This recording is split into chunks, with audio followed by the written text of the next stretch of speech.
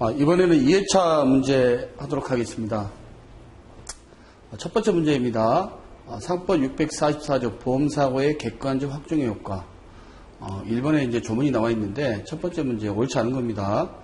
보험사고가 이미 발생됐으면 계약은 당연히 무효죠. 하지만 당사자가 모르고 있다면 무효로 되지 않습니다. 1번 맞는 내용이 되겠고요. 두 번째 내용은 양아지 경직현상에 대해서 정밀진단을 받고 이거를 고지를 안 했어요. 그 다음에 뇌성마비 장애 판정을 받았다면 보험계약 체결 당시에 이미 보험사고가 난 거죠. 그러니까 이거 계약은 무효로 됩니다. 그래서 양아지 경직 무효. 옛날에 우리 판례 보면 그 다음에 근이양증 사망 유효. 왜냐하면 그거는 근이양증 같은 경우는 뭐 장애에 해당되는 부분이 있지만 사망보험이기 때문에 그것도 유효한 것이고 이거는 양아지 경직은 장애와 관련된 거니까 그냥 그렇게 오라고 그랬죠. 양아지 경직 무효, 근이양증 사망 유효 이렇게 오라고 그랬습니다. 그래서 무효로 됩니다. 1번, 2번 다 맞는 내용이 되겠고요. 보증보험의 성립 당시에 주계약, 임대차 계약이 통정 허위 표시로 효력이 없다. 효력이 없을 때 보증보험의 피보험자를 보호하는 취지에서 보증보험 계약만을 유효로.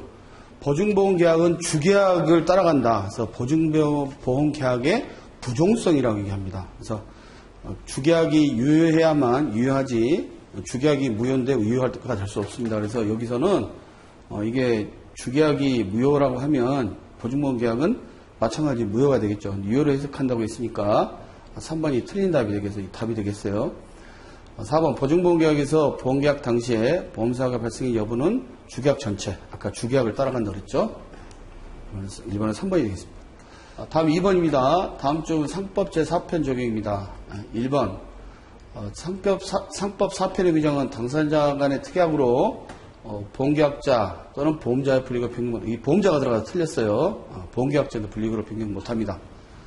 그 다음에 2번 상법 663조 불이익 변경 금지 규정은 강행 규정이기 때문에 규정을 위반하면 무효가 되는데 보험계약이 무효가 되는 게 아니라 이 해당 조항만 무효가 됩니다. 그래서 보험계약 전체가 무효가 된다고 그랬기 때문에 요거는 틀렸어요.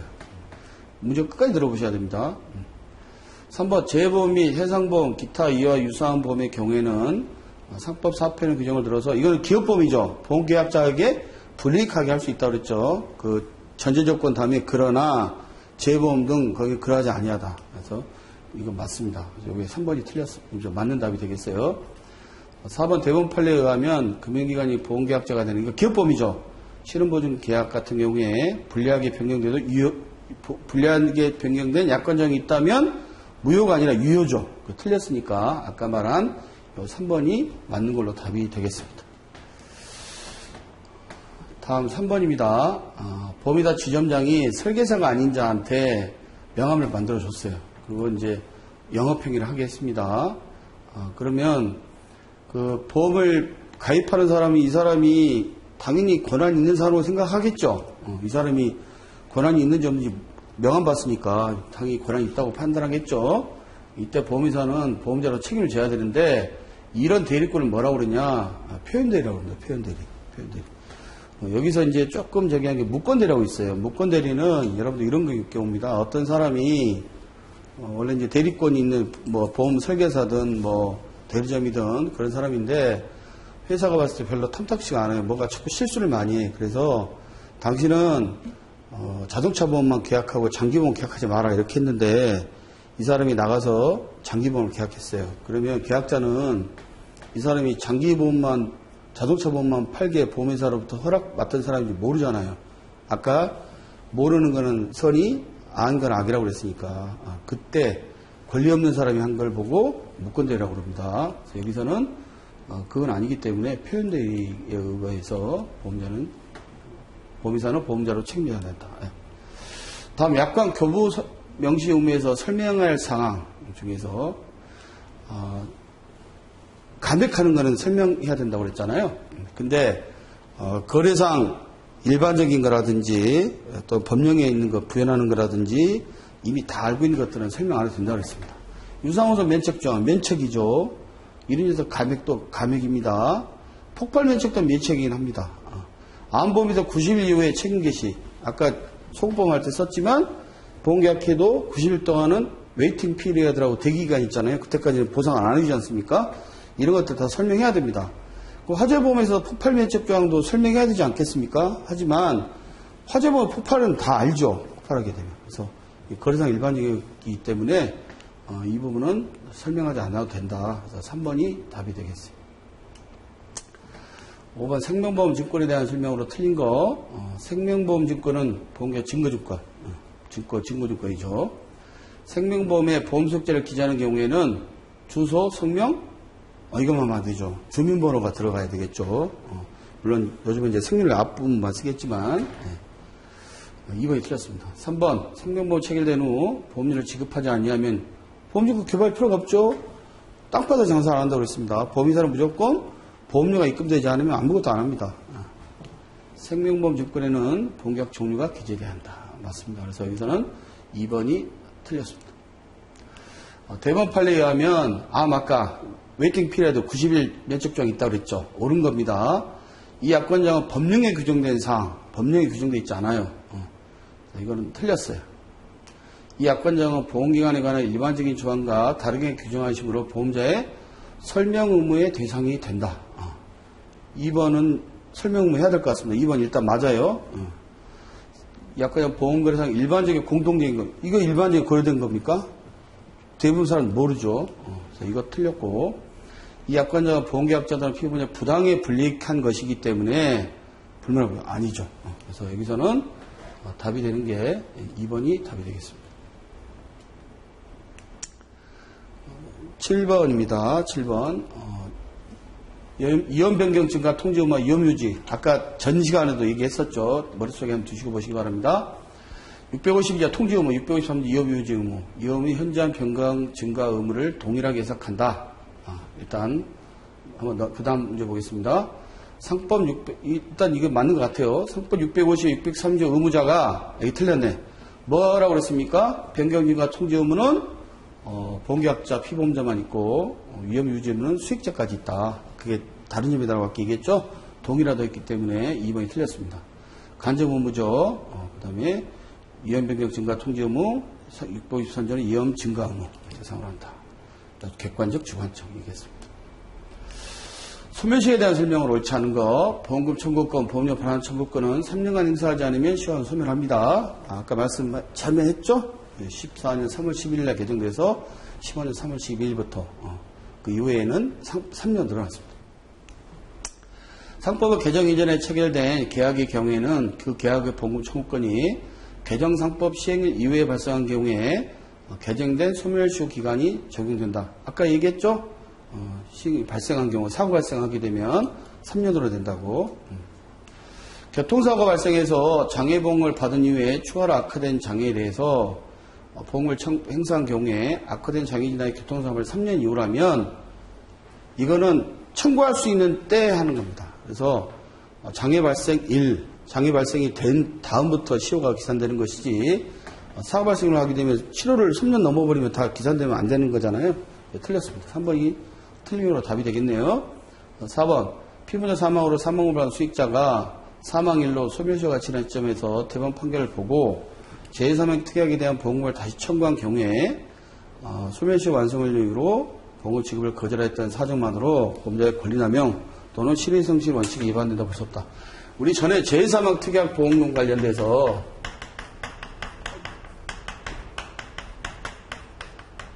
면책했다가 금감원에 집단 민원 들어가서 결국 해줬던 그런 사례가 있습니다. 그러니까 이제 간단하게 얘기하겠습니다. 사고 발생해서 청구했는데 이때는 소멸시효 기간 지나기 3년 이내죠. 보험자가 면책을 했어요.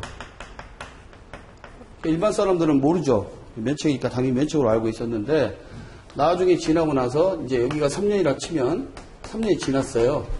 이때 방송에서 보도를 보고 알았어요. 이거 이제 주는 판결이 난 거죠. 다른 누군가 소송을 했겠지. 그러니까 이제 받을 수 있네? 라고 청구했어요. 청구했더니 보험회사가 소멸시효가 3년 지났어. 못 주겠어. 이게 권리남용 행사냐? 권리남용이냐? 라는 부분인데 법원에서 권리남용이 아니다. 권리남용이면 이거는 무효겠죠. 권리다운 명의 아니면 유효한 겁니다. 따라서 보험금 안 준 게 맞다 라고 항시했던 그 부분입니다. 그래서 상당히 그때 논란이 됐던 부분인데 나중에 이제 금감원 민원에서는 구제가 된 걸로 알고 있습니다. 물론 다 안 내신 분은 구제 안 됐겠지만 그래서 이거는 신뢰성질 원칙에 반하지 않는다라고 판시했던 부분입니다. 대부분 판례인데 조금 문제가 있는 그런 판례이긴 합니다. 그래서 여기서는 답이 3번이 되겠네요. 판례이기 때문에 이렇게 외워야 됩니다. 보험자의 보험금 지급 의무에 관한 다음 설명이 틀린 것은 보험자의 보험금 지급 의무는 3년이 경과하면 소멸시 완성된다고 깨겠죠? 보험사고와 보험계약자 또는 피보험자, 보험수익자의 고의 또는 과실로 생길 때는 보험자는 보험금 지급 책임이 없어요.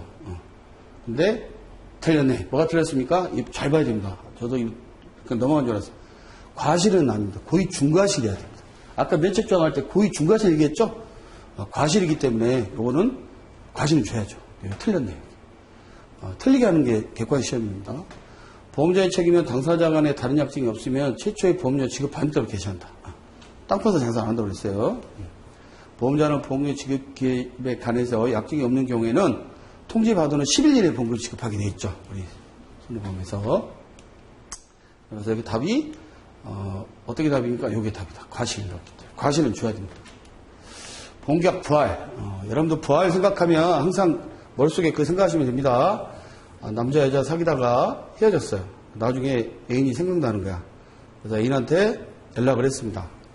그때 다시 만날 때 그걸 생각하면 보험계약 부활이 유추가 많이 됩니다. 어떤 거냐? 아직 감정이 남아있어야 돼. 사랑하는 감정. 그게 뭐냐? 해지하지 않았어요, 아직. 보험사고 이미 해지 끝나버렸어. 그러면 이미 감정이 끝난 거죠? 그거는 안 되죠. 또 기간이 엄청 길어요. 한 10년 됐어요. 이미 끝났죠. 뭐 다른 친구도 있을 수 있어요. 또 만날 때 그러면 뭔가 이 다음에는 어떻게 해줘라는 게 있겠죠. 그게 뭐예요? 납입보험 그 연체된 거, 연체이자 무는 거. 그 다음에 그 해지 기간 동안에 보험료 납입하는 거. 이런 것들입니다. 그래서 어떤 경우 때 해지된 거에 하나냐? 분납보험 해지될 때. 그때만 해당됩니다. 나머지는 해당 안 됩니다. 틀린 거 일단. 보험계약 부활하면 기존계약 하자가 치유됩니까? 치유 안 됩니다. 그냥 그대로 갑니다. 이렇게. 이게 틀렸네, 1번. 보험계약 부활 청약 시에 고지의무 이행해야 돼요. 신계약제 성격이 있어요. 다시 고지의무 해야 됩니다. 아까 뭐 우리 전 시간에 타인을 위한 보험계약 같은 경우에 타인한테 서면동의 받지 않으면 무효라고 그랬잖아요. 그런 경우들 계약들 있는 것들 다시 그거를 다시 그 서면동의 받는다고 그렇게 치유되지 않거든요. 그때는 이제 방법이 있다면 그러니까 실효시켰다가 다시 부활하게 되면 이제 할 수 있는 방법이 있어요. 이렇게. 근데 그렇다 하더라도 고지의무 위반 때문에 그때 당시에는 10년 전 계약할 때는 고지의무 위반 관계 없었는데 지금은 고지의무 위반에 뭐 고혈압이 생겼다 이러면 그런 부담이 있습니다. 마찬가지로 부활 청약할 때는 신계약제 성격이 있어서 고지의무 이행해야 됩니다. 맞는 내용이죠. 3번 보험자가 약관 설명 위반해서 취소된 경우에는 부활 적용 안 됩니다. 아까 얘기했지만 부활 적용 뭐만 된다고 그랬어요? 분납보험에 있어 실효된 거. 4번 보험계약 해지 내용이 부활할 때까지 생긴 보험사고에 대한 책임 안 집니다. 그래서 1번이 틀린 답이 되겠습니다. 사고발생 통지 의무 이거 상법상 있다고 그랬죠? 손해방지 의무나 보험양도 보험목재 양도가 틀리다고 그랬어요. 보험계약자 또는 피보험자나 보험수익자는 보험사고 발생한 때 지체 없이 보험자에게 통지 발송해야 됩니다.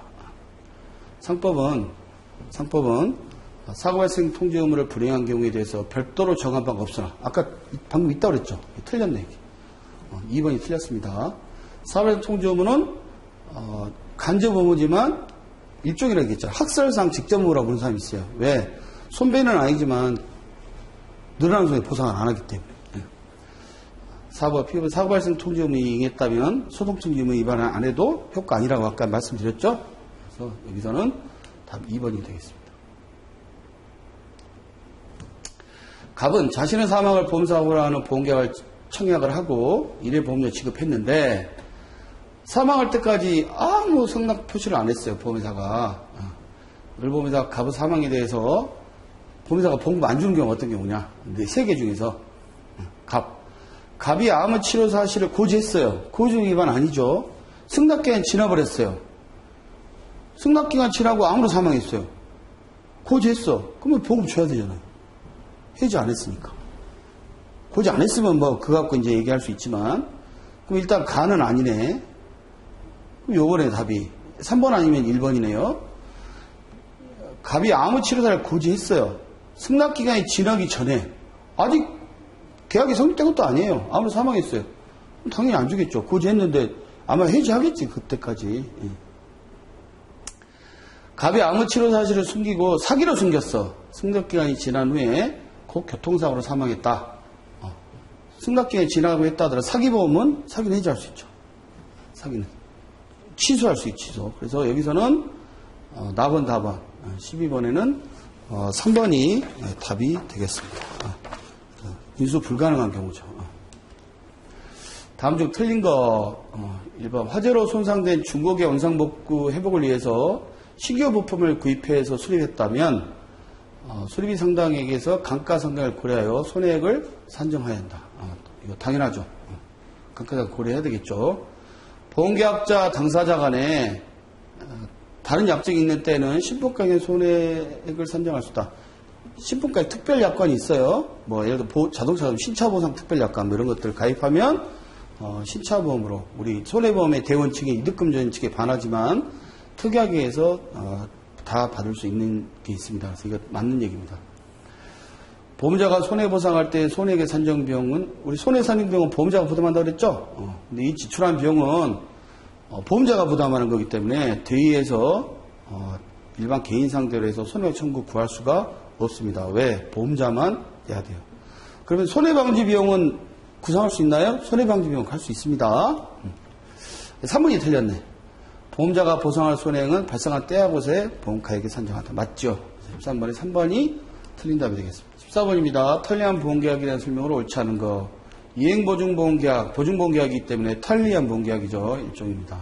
1번 맞고요. 보험수익자의 수익의 의사 표시가 없어도 계약의 효력이 발생한다는 점에서 보면 편리한 보험계약은 상법상 특수계약이다. 네, 상법상 특수계약이다. 됩니다.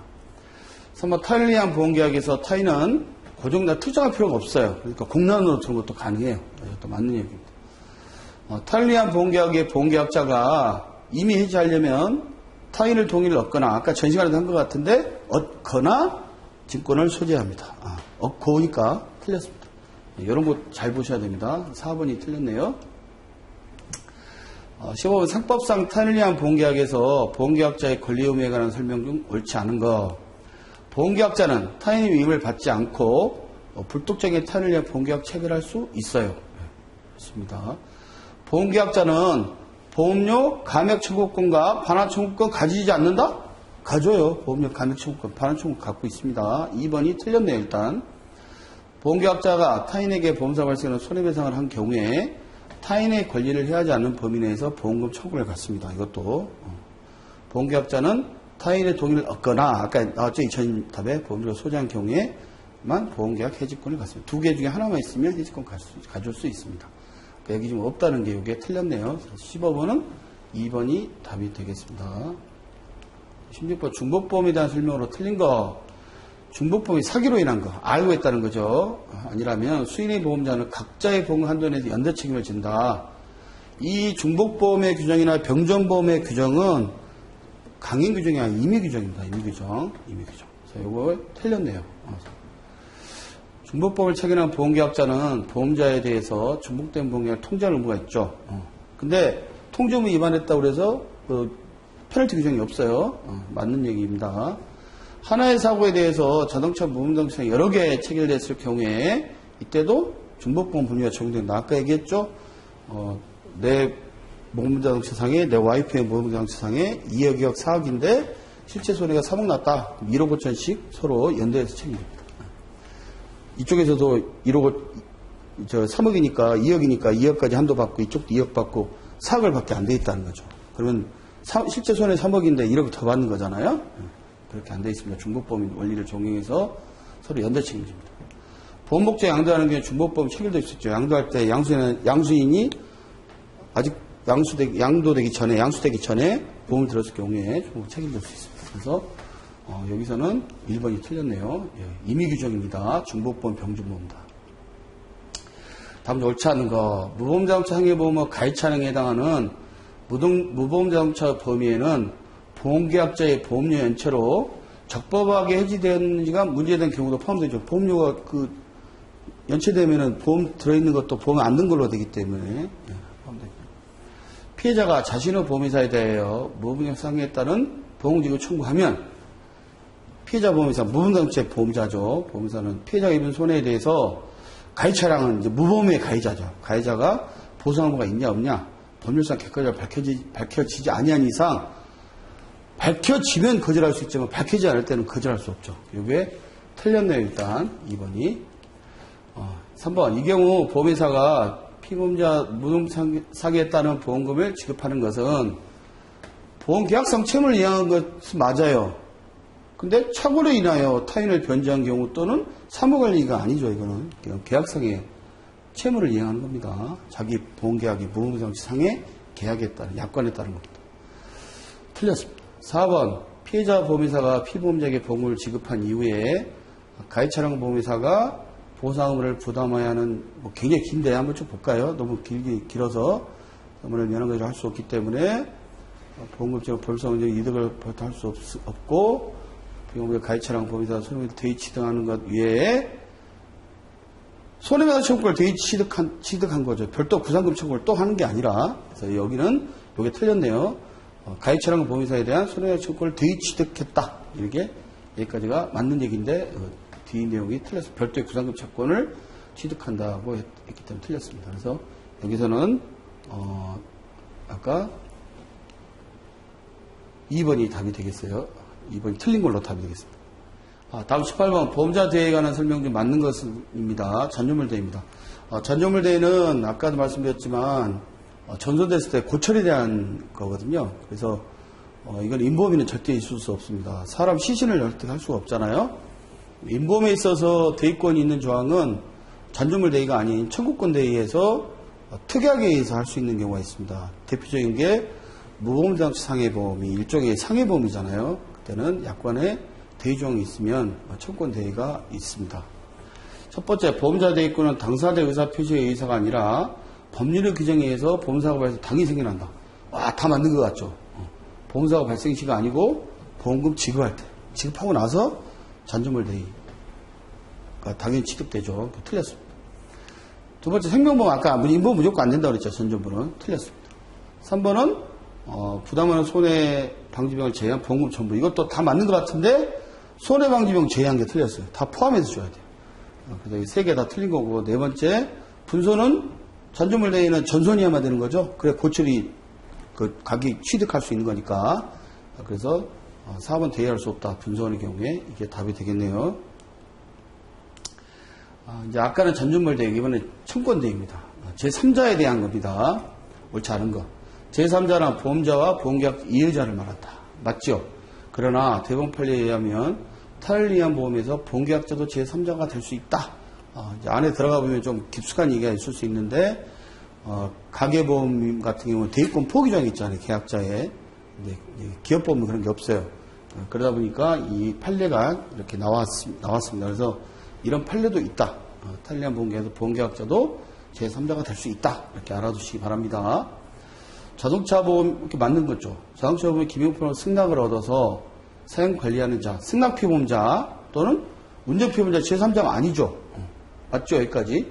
그러나 의사에 명백히 반하여 운전한 운전자는 비록 승낙 피보험자를 위하여 운전하였다고 해도 이거는 제3자에 해당한다. 이것도 맞아요. 3번 피보험자의 동거 친족 또는 생계를 같이 하는 가족에 대한 청구권 대위를 인정한다면 사실상 보험을 지급하지 않는 것과 동일한 효과를 가지고 있기 때문에 어떠한 경우에도 이런 거 틀린 거예요. 어떠한 게 제3자가 아니에요? 고의가 있으면 제3자 될 수 있죠. 아까 아들이 고의해서 했다고 한 경우 된다고 얘기했었잖아요. 여기서는 틀린 게 3번이 되겠습니다. 그럼 4번은 맞는 거네. 운전자 함께 임차에는 운전 피보험자니까 제3자가 아니죠. 19번에 3번이 되겠습니다. 20번 타인의 생명보험에서 보험계약 당시에 보험계약자가 수익자를 갑으로 지정하면서 소멸 동의를 받았어요. 이건 뭐 유효한 계약이죠. 근데 계약 이후에 다시 수익자를 을로 지정했어요. 또 소멸 동의를 안 받았어요. 그럼 이거는 뭐 무효죠. 근데 문제는 갑과 을이 그리고 피보험자가 순차로 사망하였다면 보험수익자는 누군가? 일단 갑에 대해서는 소멸 동의를 받았기 때문에 계약을 유효한 거예요. 일단 보죠. 보험계약자, 그 다음에 피보험자 뭐 누군가 있겠지. 수익자가 갑이에요. 갑을 소멸동의 받았어요. 이 계약을 유효한 거예요. 근데 여기서 을로 변경했네. 보험회사 통지했는지 어떻게 모르겠는데 통지 안 했겠지. 통지했으면 소멸동의 당연히 요건에 있으니까. 그러면 이때 보험 수익자는 누구냐? 근데 누가 죽었냐? 갑도 죽고 갑과 을 피보험자 여기도 사망, 여기도 사망, 여기도 사망. 을은 뭐 별거 없을 것 같아요. 일단 피보험자하고 수익자 갑쪽만 보시면 될 것 같아요. 피보험자의 법적 상속인, 보험계약의 법적 상속인, 을의 법적 상속인, 갑의 법적 상속이죠. 을은 아무 권한 없고, 그죠? 여기서는 20번에 1번이 답이 되겠습니다. 21번 제3자에 대한 보험자 대의에 대한 설명으로 다른 것. 보험약관상 보험자가 면책되는 무면 운전 시에 생긴 사고에 대해서 보험회사가 보험을 지급한 경우에 보험자는 구상권을 대의 행사할 수 있다. 보험자 면책되는 사고에 대해서는 구상권 행사할 수 없어요. 이런 면책사고를 이거 보면 뭐라고 하냐면 비체 변제는 특혜 지급이라고 합니다. 이때는 구상이 안 됩니다. 일단 틀렸어요. 이게 1번의 답입니다. 보험자 대의에 취득하는 권리의 소멸시의 기산점과 그 기간은 대의에서 이전되는 권리 취득 자체를 기준으로 판단해요. 그렇죠. 보험자가 공동 불법의 장의 일부에 대해서 가지는 구상권에 관한 보험자 대의권은 소멸시효가 10년입니다. 10년. 우리 뭐 이런 쌍방가실 사고인데 6대 4다. 여기 탔던 사람이 부상해서 둘이 부징 연대치무자잖아요. 여기서 100% 무너진 다음에 40% 구상하는 이런 소멸시효는 10년입니다. 공동표시장 쪽에 이 부분. 피보험자 동거증이 채널에 제외되죠. 틀린 거는 뭐예요? 1번입니다. 왜? 비체 변제 내지는 특혜지급 구상되지 않고 구상이 안 됩니다. 22번 양도담보권자와 양도담보 설정자의 관계. 아까도 잠깐 뭐 얘기했었죠. 화재가 발생된 경우에 대한 설명을 옳은 거. 둘 다 피보험이 있다고 그랬어요. 양도담보 설정한 자. 아까 어떻게 보면 일종의 채무자라고 보면 되고 양도담보권자는 은행입니다. 더 이상 소유자가 아니기 때문에 피보험 될 수 없다. 아니죠. 될 수 있다고 그랬죠. 둘 다 피보험이 있습니다. 자동차 같으면 실제 운행하는 거니까. 또 집 소유자는 실제 살고 있는 거. 아직 이익을 누리고 있어요. 양도담보권자 은행은 설정자의 화재보험 청구에 대하여 압류 및 추심, 추식권 행사할 수 있죠. 이거 보면 뭐라고 부르니까 물상대회권이라고 합니다. 2번이 답이네요. 일단 양도담보권자가 화재보험 청구권에 대하여 추심하는 경우에 보험자는 양도담보 설정자에 대한 별개의 채권으로 상계 못하죠. 상계 적상이 있지 않아 같이 별도입니다. 별개입니다. 별개 채권이라고 되어 있네요. 대항할 수 없어요. 양도담보권자는 그 건물에 대한 별도의 화재보험에 가입할 수 있죠. 왜? 피보험이 있으니까. 결국은 옳은 건 2번이 답이 되겠네요. 다음 23번입니다. 보험 2부에 대한 설명을 옳은 거. 보험 2부는 꼭 한 문제 나온다고 보시면 되고요. 잔존물 대의하고 비교하는 문제들 나올 수 있습니다. 잔존물이라 법적인 부분이지만 이번에 형성권입니다. 형성권. 일단 추정존속일 때 됩니다. 추정존속이 두 가지 요건으로 보시면 돼요. 수리비가 가액보다 초과했을 때. 두 번째는 해적이 배를 가져와 가지고 그 가져오라는 비용이 더 들든지 불가한 뭐 이런 부분이죠. 다만 이제 행방불명 된 것 같은 전선 추정이라고 그러죠. 그런 경우 해당되지 않습니다. 대략 한번 보겠습니다. 현실존속 아니죠. 일단 추정존속이라고 그랬으니까. 이부 청구에도 불구하고 보험자 이부를 불승인하면 형성권이 아니라고 했는데 형성권이라고 그랬어요. 그러니까 이거는 틀렸어요. 둘 다 틀렸습니다. 보험자가 이부를 승인한 후에는 이의제기 못합니다. 이거 맞아요. 여기까지는. 이부의 승인, 이부의 요건이다. 승인은 이부의 요건이 아니라 승인은 입증에 대한 부분이다. 입증. 이것도 틀렸어요. 잔존물 대위는 보험자가 보험금 전액을 지급한 경우에 비로소 권리를 취득하게 됩니다. 아까 말씀드렸죠? 보험이부는 보험금 지급 전에 위부 의사표시가 보험자에 도달하면 그때 시점부터 권리를 취득합니다. 그 다음에 보험금 받습니다. 그래서 이 4번이 맞는 얘기가 되겠어요. 요게 이제 잔존물 대위하고 좀 내용이 틀린 내용이죠. 운송보험에 대한 설명 좀 맞는 거. 미평가 보험에는 보험가 불변경주의에서 도착한 때와 고수 가액과 운임, 기타 비용, 도착한 때가 틀렸어요. 발송한 때와 고수의 가액과 운임, 기타 비용입니다. 그럼 적하보험은 뭐라고 써야 할까? 선적할 때와 고수의 가액과 보험, 기타 비용이라고 그랬죠? 아까 얘기했습니다. 희망이익은 약정이 있어야만 들어갑니다. 아까 약정이 없다고 틀렸어요. 둘 다 틀렸네요. 일시 운행을 중지하거나 운행의 노선 방법을 변경해도 효력 상실하지 않는다 그랬죠.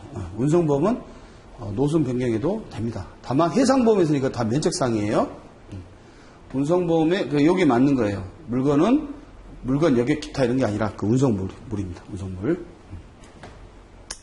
25번 다음 주 선박보험에서 사유가 발생한 때로부터 책임지지 않는 사유로 정한 것이 아닌가. 선박보험 면책사유 2로 항해 변경, 발항지정 이거 다 선박변경의 면책사유예요. 선박변경은 어떻게 돼요? 면책사유가 아니라 종료사유입니다. 그럼 종료가 안 되려면 보험자의 동의를 얻으면 돼요. 보험자의 동의. 그래서 요거는 선박변경은 아니다. 다음 중 보험자의 보험금 증액의 지급 한도에 대한 겁니다. 아까 공동회선이나 구조례는 분당 가액이라고 해서 보험 가액을 한다고 그랬죠? 맞죠? 특별비용은 손해방지 경감비용에 비슷한 내용으로 보험 금액을 한도로 한다고 그랬어요. 여기 특별비용은 보험금을 초과하더라도 틀렸죠? 보험금을 한도로 한다고 그랬으니까.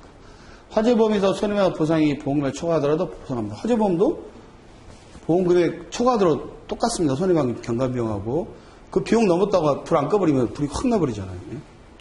배상 책임에서 방어 비용은 보험금에 한도로 한다. 다만 보험자 지시해야 한 경우는 넘어도 된다. 아까 말씀드렸어요. 여기서 답이 뭔가요? 이거죠. 3번서 운송보험.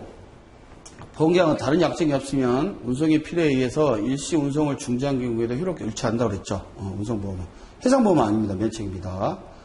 보험사고가 수화인의 중대한 과실로 인해 발생할 때에는 보험자 면책이죠. 송화인, 수화인의 과실, 중과실 면책입니다. 그 다음에 보험자는 다른 약정이 없으면 운송인이 운송물을 송화인으로부터 수령한 때로부터 수화인에게 인도할 때까지 생긴 손해를 보상할 책임을 진다. 맞죠?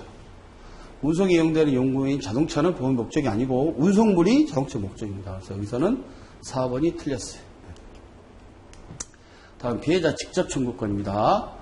책임은 피해자가 아까 그림 그렸지만 피보험자한테 손해배상 청구하지 않고 바로 보험자 직접 하는 거죠. 직접 손해배상 청구가 맞죠. 보험자가 피해자로부터 직접 보험금 청구를 받으면 피보험자 통지해야 돼요. 왜 통지해야 됩니까? 이유가 있습니다.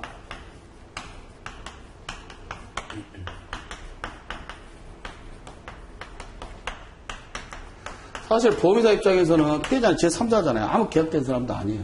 이 사람이 청구가 들어왔어요. 그럼 보험회사가 그냥 보험을 줘버리면 이중으로 받을 수 있잖아요. 사실 현장에서 얘네가 돈을 받았어. 또 청구에 또 받을 수 있잖아요. 그럼 반드시 뭘 해야 돼요? 피보험자가 접수해서 한 경우는 자기가 보상 안 했다는 게 그 명기한 거랑 똑같은 거니까 관계없지만 이 사람이 접수한 게 아니고 얘가 직접 청구했을 경우에는 야 얘한테 청구 들어왔는데 너 보험금 줬어 안 줬어? 이렇게 배상 청구 사실이 있어 라고 통지해야죠. 그래야 이중이득을 방지할 수 있죠. 그래서 여기 반드시 지처리 통지하라고 돼 있어요. 통지해야 됩니다. 대법원 판례에 하면 피해자 주장권은 아까 이 모든 권리에 우선한다고 그랬죠? 우선하는 권리 맞습니다. 그럼 4번이 틀린 모양이네요. 보험자는 피보험자가 그 사고에 대한 항변으로서 대항할 수 있으나 보험계약상의 항변으로서 대항할 수 없어요. 보험계약상 항변으로 대항 못하면 안 되죠. 물론 뭐 자동차 보험은 무한보험이지만 일반 보험 같은 경우, 비책보험 같은 경우에 만약에 한도가 1억이다. 이 피해보험자 1억밖에 가입 안 했어요. 근데 얘가 손해는 2억 났어.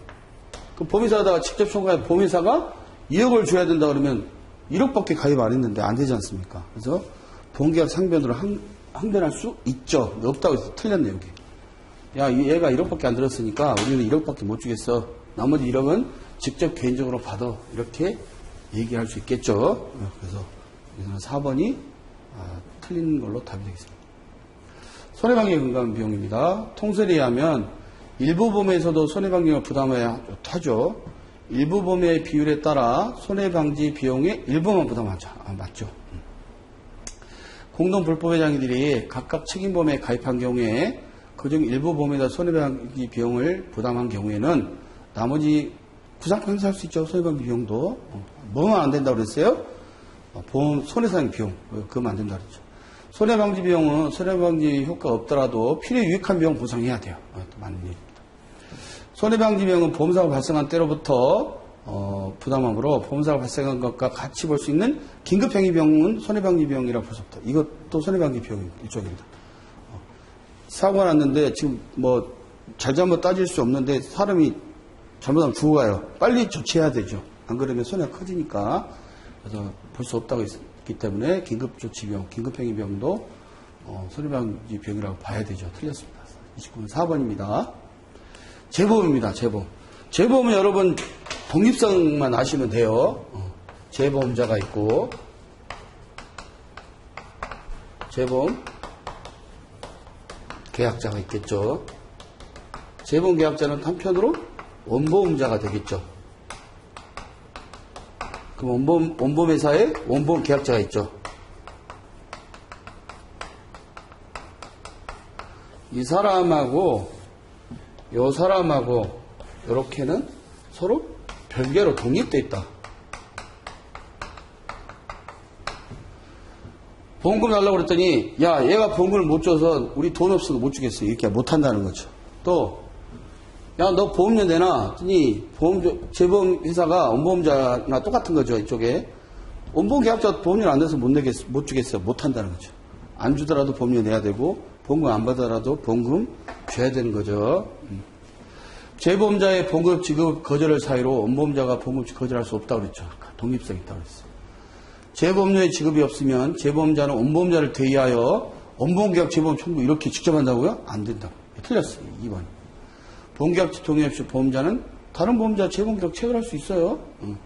책임보험 규정도 준용합니다. 그래서 2번이 틀렸습니다. 보증보험입니다. 최근 대법원 판례에 의하면 보증보험자는 주계약성의 보증인과 공동보증의 관계가 있기 때문에 구상권 행사할 수 있다. 우리 이제 보증보험자가 있고 그 다음에 보험계약자 채무자입니다. 채무자 그 다음에 피보험자 은행이 있습니다. 보증보험 계약했죠. 얘한테 채무를 이행하지 않으면 얘가 여기다 청구하죠. 그럼 보증보험회사가 보험금을 주겠죠. 그리고 얘한테 구상할 텐데 문제는 여기에 또 민법상 보증인이 있을 수 있어요. 이럴 때는 이 보증보험회사가 얘한테 보험금 준 다음에 얘한테 구상할 때 얘한테도 구상할 수 있지. 같이 연쇄 책임이니까. 과거의 판례에서는 보증인한테는 못한다고 했어요. 근데 최근 판례에서는 보증인한테도 할 수 있다. 보증인한테 하고 안 되면 이쪽을 할 수 있는 거죠.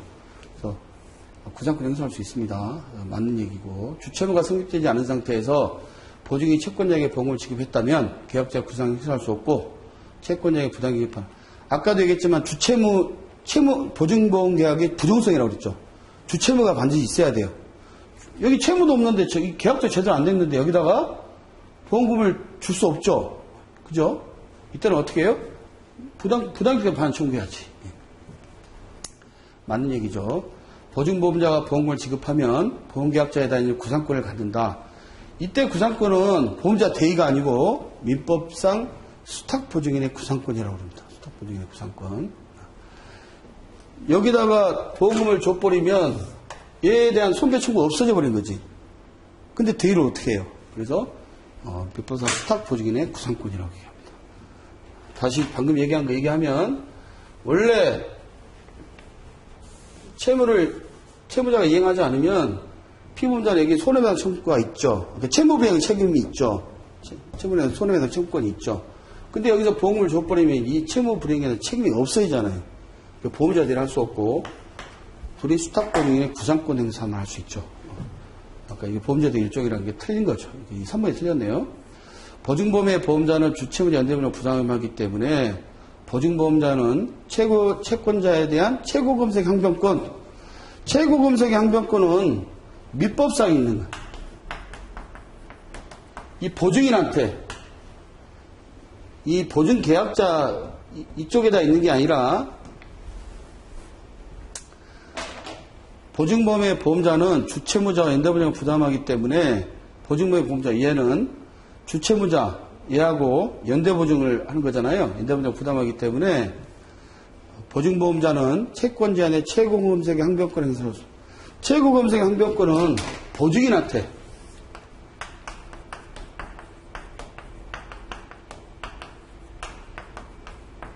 이거는 상법상 보증계약이잖아요.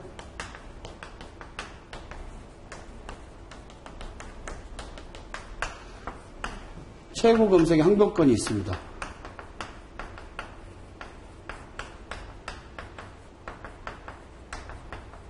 하지만 여기 상법상 보증계약은 최고금색 항변권이 없어요. 뭐냐? 이 보증인한테 청구하면 보증인이 당신 이 사람한테 한번 정확히 찾아봤어요? 뭐 땅 파봤어요? 이렇게 완전히 다 한 다음에 없을 때 나한테 얘기하세요. 이게 최고금색의 항변권입니다. 항변권. 근데 보증보험자가 누구한테 최고금색 항변권을 하겠어요, 이 사람이. 그래서 여기 보증보험의 보험자는 채권자에 대한 최고금색 항변권을 행사할 수 없다. 그러니까 이 채권이 은행한테 은행이 돈 달라고 그러면 보증보험자가 야, 너 얘한테 땅 파봤어? 이렇게 얘기 못한다는 거죠, 보증보험자는. 계약이 있으니까, 보증보험 계약이 있다. 다만 이 보증에 대한 거는 민법상 보증인이기 때문에 이때는 항변권이 있겠죠. 그러니까 여기서는 3번이 틀렸네요, 답이. 승낙전 사고담보, 아까 뭐 그림 한번 그랬죠. 상법상 있는 강인유정, 책임을 부담하라는 거. 맞죠? 청약을 거절할 사유가 있는 경우에는 보험자가 책임을 부담하지 않죠. 이 경우 보험자가 입증해야 되겠죠. 보험계약자의 청약 후에 보험사가 발생을 알리지 않았다면 청약을 거절. 청약 후에 보험사고가 알리지 않는 게 무슨 청약 거절 사유야. 보험사고 발생된 거 청구해서 받으면 되는 거지. 3번이 틀렸네요. 진단계약에서 승낙지상을 적용되려면 보험자 납입되고 신청하면서 받아야 돼요. 진단계약은. 그래서 뭐가 답이죠? 이게 3번이 답이 되겠습니다. 책임보험, 보증보험, 신용보험을 비교한 소문이 옳은 거. 세 개의 계약은 채권자, 채무자가 다 확정돼 있죠. 확정돼 있습니다. 아니죠. 잘못되네. 책임보험은 확정이 안 돼 있잖아요. 책임보험은. 계약 체결할 때는. 사고 나야 확인될 수 있는 거지. 틀렸네. 잘못이면 금방 이렇게 함정에 빠질 수 있습니다. 2번, 옳은 거 지금 고르고 있습니다. 책임보험은 채무자가 피보험자가 되고, 채권자가 보험 수익자가 된다. 이런 거 맞는 것 같은데, 수익자가 아니고 누가 돼요? 제3자가 되는 거죠. 제3자. 신용보험은 채권자가 보험자, 계약자가 피보험자가 된다. 한번 넘어가 보고, 보증보험은 채권자가 보험계약자가 되고, 채무자가 피보험자가 된다. 이거 반대로 됐네. 보증보험은 채권자가 피보험자가 되고, 채무자가 계약자가 되는 거지. 한번 이 두 개, 3번, 4번 볼게요. 지워버렸네. 아까 채권자가 계약자라고 그랬죠? 피보험자가 채무자. 반대로 했다. 미안. 죄송합니다. 계약자가 채무자. 돈 빌리는 놈. 이거 채권자 은행. 그랬죠? 보증보험 채권자가 보험계약자가 되고, 잘못됐죠. 반대로 됐죠. 틀렸고. 신용보험은 뭐예요? 자기가 보험 다 들은 거예요. 자기가. 그러니까 본인이 채권자, 채무자 다 되는 거예요. 아니, 채권자, 채무자 된 게 아니라 채권자, 채무자 따로 있고, 채무자는 여기 있고, 채권자가 은행이죠. 은행이 보험을 드는 거예요. 계약자, 피보험자 다 자기가 자기를 위한 보험계약이죠. 요게 신용보험입니다. 신용보험. 그래서 신용보험은 채권자가 보험계약자에 의한 피보험자가 된다. 그래서 여기서는 3번이 답이 되겠네요. 3, 4번 다툼 인연 당수는 옳지 않은 거. 사망보험의 수익자를 상속인에 기재한 경우에 상속인은 피보험자의 상속인으로 보는 게 타당하며 민법상 상속을 따르죠. 민법 상속을 따릅니다.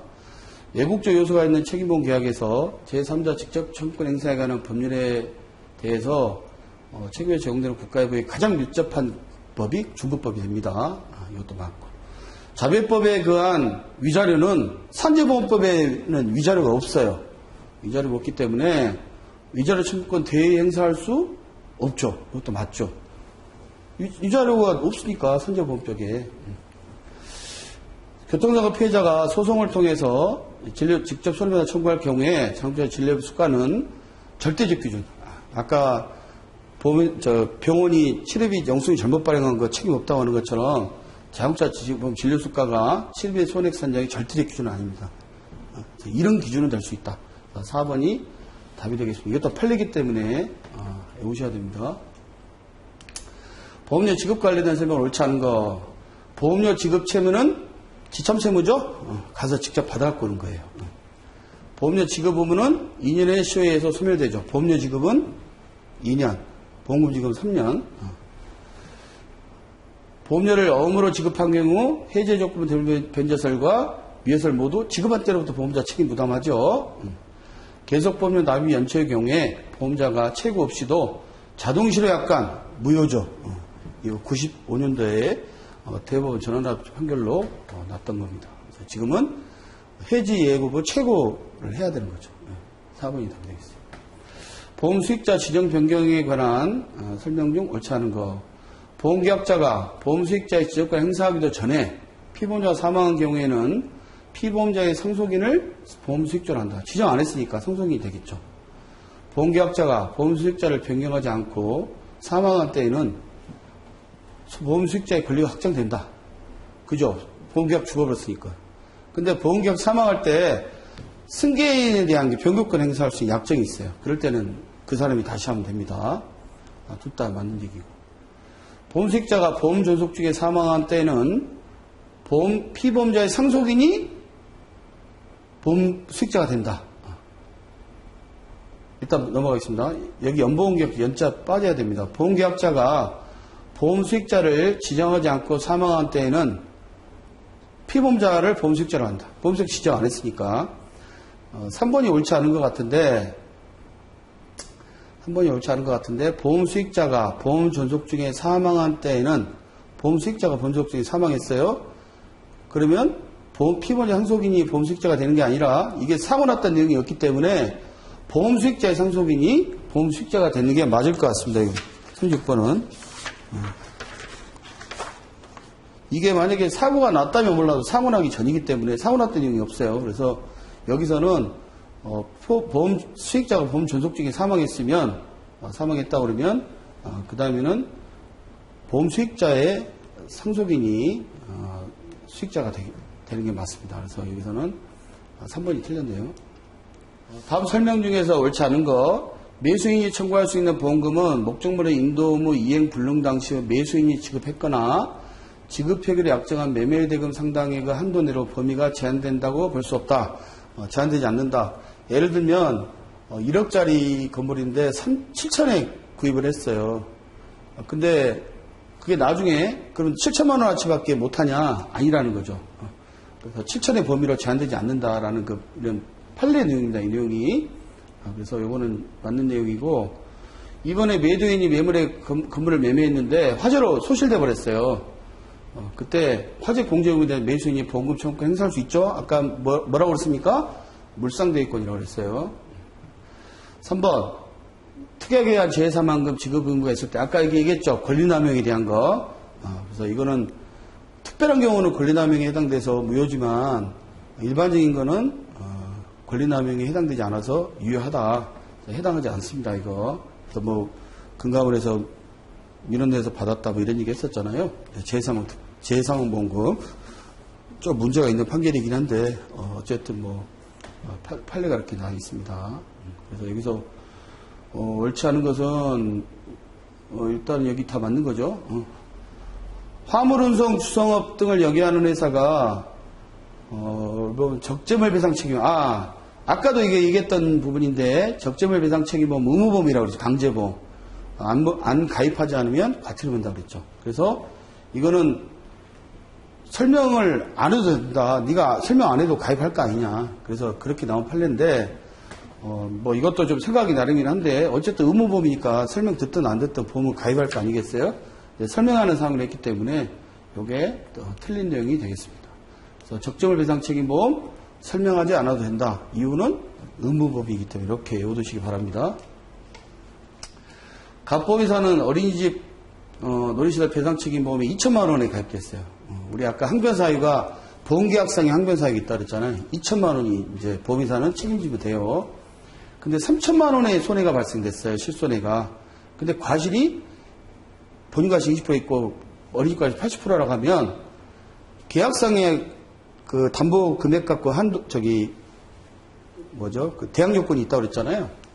80%면 2,400만 원만 책임 있지 않습니까? 근데 보험회사는 2천만 원밖에 가입이 안 돼 있으니까 2천만 원만 부담하겠죠. 아까 뭐 얘기했잖아요. 뭐 2억인데 1억 얘기하는 것처럼. 그래서 보험 가입 금액 한도 내로 한다. 그래서 2천만 원이 답이 되겠습니다. 상법은 질병보험에 관해서는 성질에 반하지 않은 경우에는 생명보험이나 상해보험에 준용합니다. 그래서 2번이 답이 되겠고. 이제 마지막 문제입니다. 40번. 보험자동차 상해에서 청구권대를 약정하고 있는 조항 유효하다고 그랬죠. 보험 약관에 있습니다. 보험금을 부정 취득할 목적으로 다수의 보험금을 체결한 데에 관해서 직접적인 증거 없이 직업 뭐 이런 걸로 추인할 수 있어요. 이것도 맞습니다. 상해보험에서 기왕장애 감액 규정은 그걸상 일반적 공통의 사항이므로 약관 설명의 대상이 될 수 없다? 아까 뭐라고 그랬습니다. 감액하거나 면책하는 거는 약관 설명 의무 대상이라고 그랬죠. 이게 틀렸네.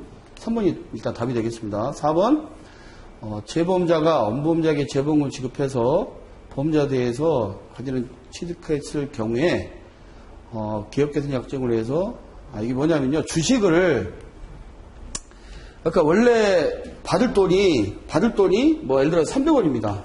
300원인데 돈이 없어갖고 이 사람이 주식으로 준 거예요. 주식으로 줬는데 주식이 출자 전환 주식인데 주식이 돈이 떼어버렸어요. 주식으로 주기로 했는데 이게 폭등했어요.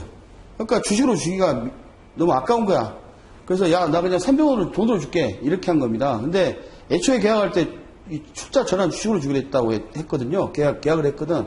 그러면 그때는 상황이 지났다 하더라도 주식으로 줘야 된다라는 판례가 바로 이 판례입니다. 그래서 이것도 역시 맞는 얘기는 한번 이것도 주식으로 계약을 해서 주식으로 받기로 했다 그러면 나중에 주식값이 폭등했다 하더라도 돈으로 그 값어치만큼 받을 수 있는 게 아니라 주식으로 주는 게 맞다라는 게 이 대부분 판례입니다. 그래서 이것도 머릿속에 기억해 두시기 바랍니다. 그래서 3번이 틀렸습니다.